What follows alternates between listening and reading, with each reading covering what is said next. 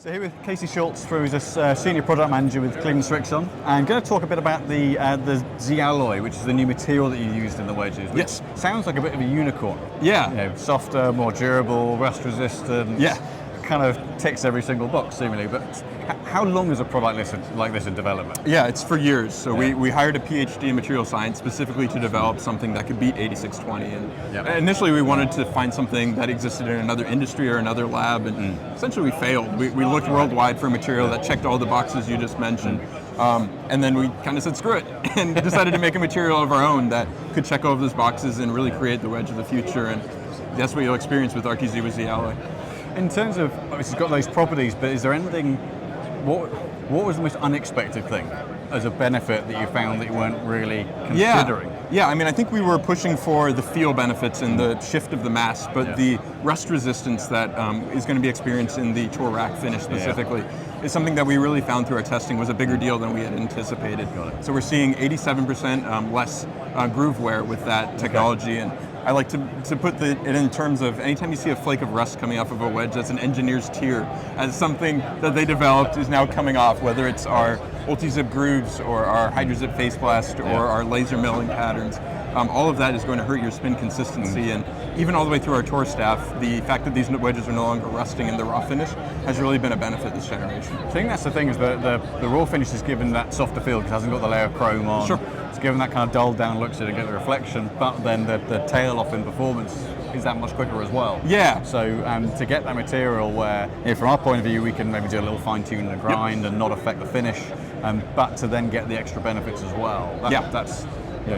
Yeah, it checks all the boxes that tour staff is looking for, and then for your average golfer who's going to be wanting to create a tour authentic wedge for their game, they're not going to have to change it out every 2 or 3 months like a tour player can, right? Like, sure, you can buy a whole new wedge, but nobody wants to have a wedge that'll only last them a few months like they do on tour. It's not a problem for those guys. So for your average player who wants to use maybe our tour crafted grind experience where you can get custom grinds and leading edges for their game, or get a little bit more personal for what you're looking for, we have that offering, and it's going to be more durable than ever before. And in terms of general design-wise, I think they look great. Yes. I mean, whilst that doesn't affect the ball, the in-bag appeal's great. I think it's a really simple, clean set of lines. We can clearly see where there's extra weight up the top of it, and that kind of adds a little bit of solidity to the feel as well. Yes. But the grinds seem a little bit softer this time around. The kind of the peak lines and things. How much? Because the low plus was in RTZ6. Yes. Let's come out of line this one. Is that something that's been replaced and called something different? Yeah. Or is it a kind of progression on the low bounce? Yeah, I would say the low plus has been replaced by our new adapt grind. So the low, mid, and full are continuing and are going to be about what you'd expect. And if you're a player who's played one of those in the past, the new version will fit you very well. But the new adapt is sort of designed to adapt to whatever conditions or whatever shot types you want to play. And it comes for the first time with full face grooves. So instead of having a full face wedge coming a year later at a different price point, maybe with different components, wherever you want to go to that wedge that'll give you a little bit more forgiveness on those high toe strikes when you're opening the face, you're going to be able to transition naturally into that new adapt grind. So that's really exciting. It's a C-shaped sole, 8 degrees of bounce, and a little bit of a leading edge bounce chamfer as well. So even in a softer condition, you're going to be getting a little bit of forgiveness and reduction to digging to kind of adapt to any conditions and any shot types. I think that's interesting, something we're seeing. The Cleveland wedges always had, or always, in the more recent ones, have had a little bit more progression of sole graduation. Sure. But we're seeing in a lot of models where it's iron models, or these Srixon irons have had that sole, the V-sole, kind of heavier early kind of first half of the sole bounce, and then tapering off, which is so wedge-like in its kind of progression. But that leading edge softening, we're seeing that in irons from a lot of bands as well. Is that something that's come heavily from wedges first, or is that something that leading edge softening and kind of killing the leading edge?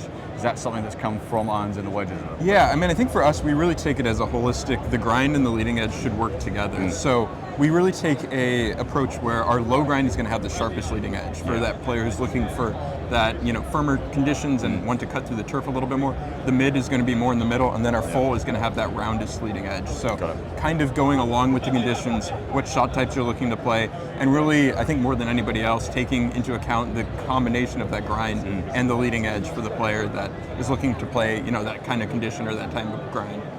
So thank you so much for your insights. Absolutely. Some great insights about the product progression, the materials, and then how these differ from the previous models. So these are soon to be in studio, and we'll get all the models in, loads of different lofts and grinds to test out. Great, thanks so much for your time. Thank you. Appreciate the info, and Tessie's out soon in the studio.